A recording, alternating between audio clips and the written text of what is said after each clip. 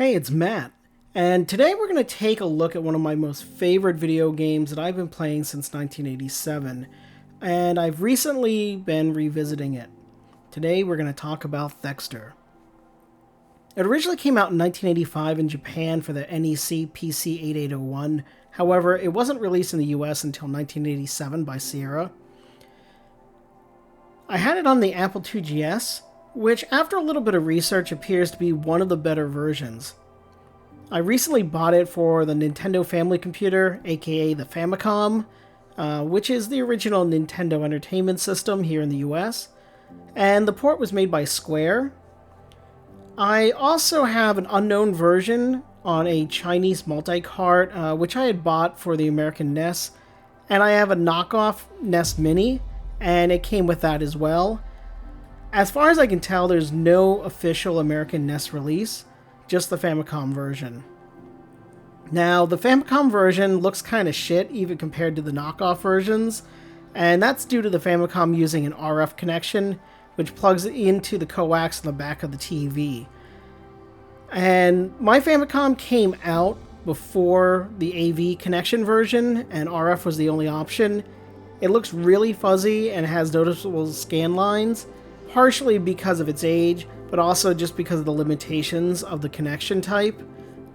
There's a reason why nobody uses that type of cable anymore. Another thing I noticed was that it was missing the title screen of the 2GS.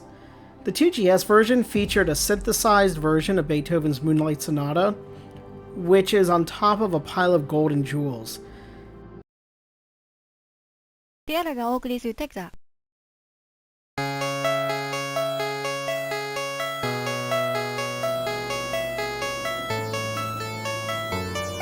This might be because the Apple IIGS had wavetable synthesis from Ensoniq.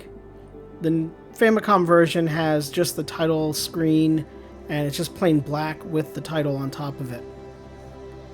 Now, the Ensoniq sound card in the 2GS made for a better sounding game as well, where the Famicom version has Nintendo's traditional pew-pew type gun sounds.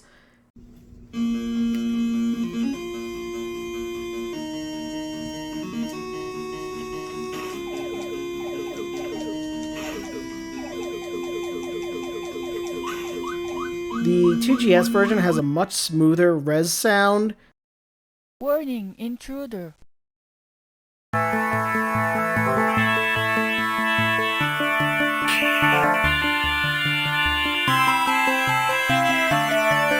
Interestingly, I have a friend that had Thexder on his Tandy, and he said that his version didn't even have sound, which I can imagine kind of sucked.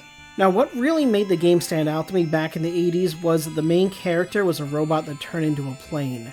And to be honest, it was very much Robotech. I don't know whether they knocked it off, or it was like a homage, or if that's just what every robot looked like back then. The box art even showed the robot, and it looked like it was just taken right out of Robotech or Macross or whatever you want to call it. Now, that show was playing at the time, and it was familiar to me, so I knew what that robot looked like. As a kid in the 80s, transforming robots were pretty much all the rage, and hands down, that was the first time I had ever seen a game that actually featured transforming robots. The graphics were great for an early Nintendo game, but they were missing some of the shading and definition of the 2GS version. A follow-up was released, and it was called Firehawk, which I never owned, but it does look to have improved graphics and sound, as well as more complex board design.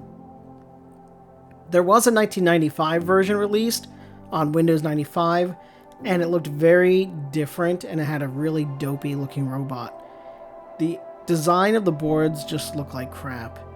I remember my cousin had it on his Gateway 2000, and it was really a letdown. I was super excited when I saw it at first. It was hard to believe that my 1987 game was so much better than one that was released 8 years later. Interestingly, in 2010, there was a game called Thexder Neo for the PlayStation 3. And it came out with the original Thexder and a new updated version with amazing graphics and really rich sound. They took the same soundtrack and they improved it.